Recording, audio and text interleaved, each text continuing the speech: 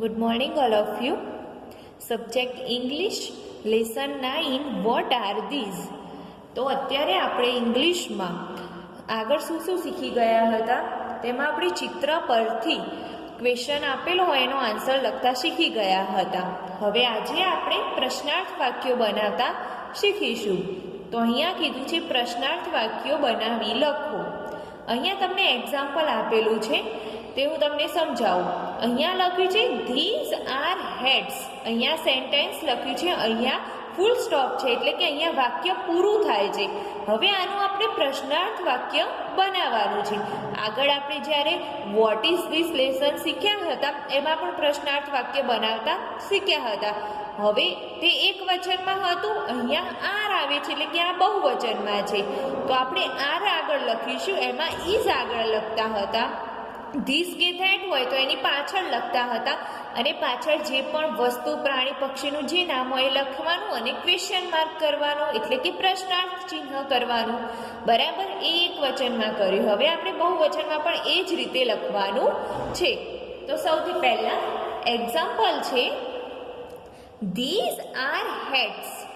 Hats HAT hat અને પાછળ S લાગ્યું એટલે બહુવચન છે. બરાબર, તો સૌથી પહેલા અહીંયા જે આર આપ્યો છે એ આગળ લખવાનું અને અહીંયા એ સ્મોલ છે એટલે કે સ્મોલ એબીસીડી અને અહીંયા કેપિટલમાં છે એ દેખાય છે. જ્યારે પણ આપણે કોઈ પણ સેન્ટેન્સ લખવાની શરૂઆત કરીએ એટલે સૌથી પહેલા કેપિટલમાં લખીશું. Are these hats. આર પછી શું આવશે? ધીઝ.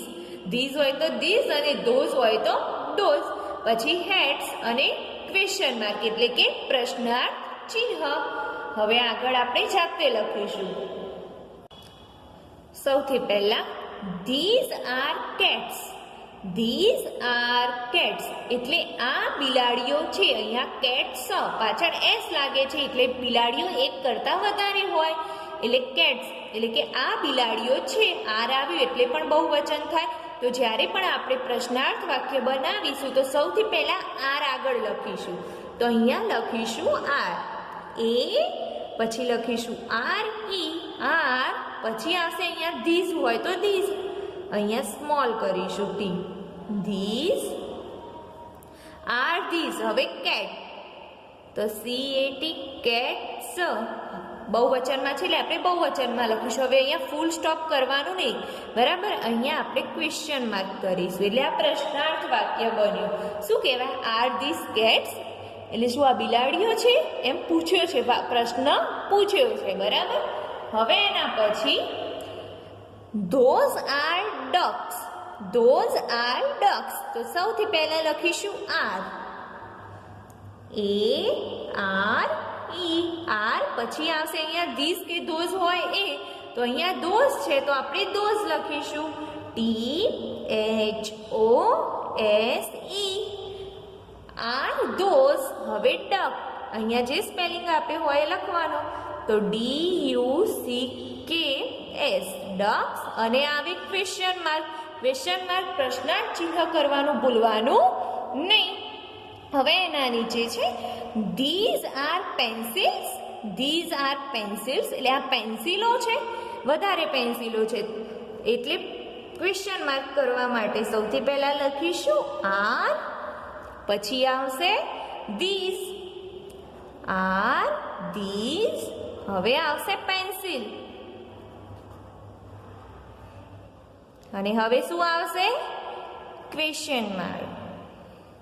બરાબર, હવે છે those R maps. MAPS. Map એટલે નકશો. મેપ્સ એટલે નકશાઓ થાય. ધોઝ આર મેપ્સ એટલે પેલા નકશાઓ છે એવું લખેલું છે. હવે આપણે એને ક્વેશ્ચનમાં લખીશું તો આર પછી આવશે ધોઝ. અહીંયા ધોઝ આપેલું છે એટલે ધોઝ લખીશું. THOSE. R those map. Maps અને સૌથી પછી ક્વેશ્ચન માર્ક. બરાબર,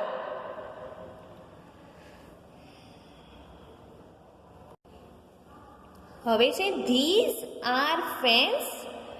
ધીઝ આર ફેન્સ. ફેન્સ એટલે પંખા. તો પંખાઓ અહીંયા વધારે છે, પાછળ એસ છે એટલે બહુવચનમાં છે, તો સૌથી પહેલા શું લખીશું અહીંયા? આર. પ્રશ્નાર્થ વાક્ય બનાવીએ એટલે સૌથી પહેલા આવશે આર ધીસ, પછી ફેન્સ FANS અને પ્રશ્નાર્થ ચિહ્ન. તો આર ધીસ ફેન્સ એટલે આ પંખાઓ છે એવો પ્રશ્ન પૂછ્યો છે. હવે those are brushes, those are brushes, those એટલે પેલા બ્રશ છે એવું કીધું છે, બ્રશ છે. હવે આપણે એને ક્વેશ્ચનમાં ફેરવીએ તો આર ધોઝ.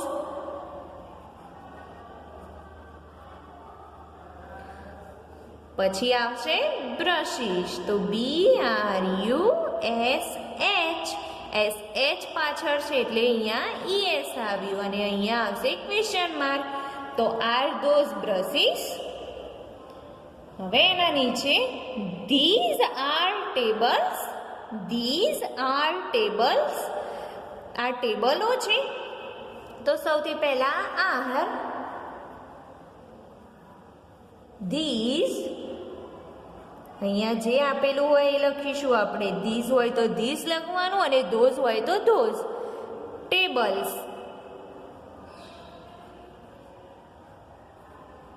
અને પ્રશ્નાર્થ ચિહ્ન.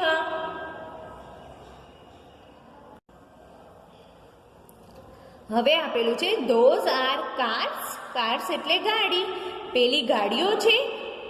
તો અહીંયા લખીશું આર ધોઝ કાર્સ અને question mark. R those cars, પેલી ગાડીઓ છે એવો પ્રશ્ન પૂછ્યો છે. હવે છે these R boats, these are boats એટલે ધીઝ એટલે આ, બોટ્સ એટલે નાવડી. તો આ નાવડીઓ છે. તો લખવાનું સૌથી પહેલા આર ધીઝ બોટ્સ અને પ્રશ્નાર્થ ચિહ્ન. પછી છે those R toys, those are toys, toys એટલે રમકડા.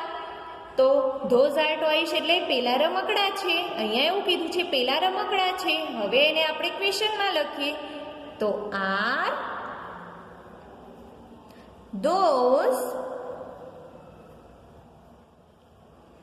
ટોયસ.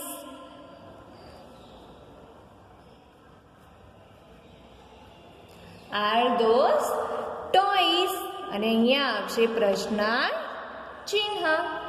એટલે કે શું થાય? આર ધોઝ ટોયસ એટલે અહીંયા આપણે પ્રશ્ન પૂછ્યો છે કે પેલા રમકડા છે. હવે અહીંયા પણ એ જ રીતે બીજા સેન્ટેન્સ આપેલા છે. અહીંયાથી હું તમને સમજાવું છું. આગળ અહીંયા જે બાકીના છે તમારે જાતે લખવાના છે. અહીંયા છે ધીઝ આર અમ્બ્રેલાસ એટલે આ છત્રીઓ છે. શું છે? છત્રીઓ. અમ્બ્રેલાસ એટલે છત્રી. તો ધીઝ આર અમ્બ્રેલાસ એટલે આ છત્રીઓ છે. તો હવે એને ક્વેશ્ચનમાં લખીએ તો આર આગળ લખીશું આર ધીઝ અમ્બ્રેલાસ અને ક્વેશ્ચન માર્ક. શું આવશે? Are these umbrellas and question mark. એના નીચે છે those are cows, those are cows, cows એટલે ગાય, COWS, કાઉ એટલે ગાય. તો પેલી ગાયો છે, અહીંયા એવું કીધું છે કે પેલી ગાયો છે. હવે એને આપણે પ્રશ્નાર્થ વાક્ય બનાવીએ એટલે આર આગળ લખીશું, ધોઝ પાછળ અને કાઉ અને એના પછી આવશે પ્રશ્નાર્થ ચિહ્ન. એટલે કે R those cows, R those cows. પછી આપેલું છે those R parrots, those are parrots, parrots એટલે પોપટ એટલે કે પેલા પોપટો છે. તો અહીંયા આપણે પ્રશ્નાર્થ બનાવીશું એટલે આર પહેલા લખીશું, પછી ધોઝ અને પેરોટ્સ અને પ્રશ્નાર્થ ચિહ્ન કરવાનું ભૂલવાનું નહીં. તો લખવાનું આર ધોઝ પેરોટ્સ. હવે આપ્યું છે ધીઝ આર વોટરમેલન્સ. વોટરમેલન્સ એટલે તરબૂચ. તો અહીંયા એસ લાગે છે એટલે તરબૂચો, તરબૂચ વધારે હોય. તો સૌથી પહેલા આપણે જ્યારે પ્રશ્નાર્થ બનાવીશું એટલે લખીશું આર ધીઝ વોટરમેલન્સ, આર ધીઝ વોટરમેલન્સ અને પ્રશ્નાર્થ ચિહ્ન. પછી છે those R kites, those are kites એટલે કે પેલી પતંગો છે. અહીંયા એવું છે, હવે પ્રશ્નાર્થ બનાવીએ એટલે લખીશું R those kites, R those kites and question mark. પછી છે these R elephants, these are elephants એટલે કે આ હાથીઓ છે. બહુ બધા હાથી હોય એટલે કે ધીઝ આર એલિફન્ટ્સ. તો એલિફન્ટ્સ લખ્યું છે તો સૌથી પહેલા આગળ આપણે લખીશું આર ધીઝ એલિફન્ટ્સ. પ્રશ્ન પૂછીશું આર ધીઝ એલિફન્ટ્સ એટલે કે શું આ હાથી છે, હાથીઓ છે, વધારે છે એટલે બરાબર. તો બાકીના જે મેં આ તમને સમજાવ્યા, જે ખાલી જગ્યા બાકી છે ત્યાં તમારે પ્રશ્નાર્થ વાક્ય જાતે લખવાના છે અને આગળ જે મેં લખાવ્યા એ પણ તમારે જોઈને લખવાના છે અને આ બાકીના તમારે જાતે તમારી નોટબુકમાં લખવાના છે.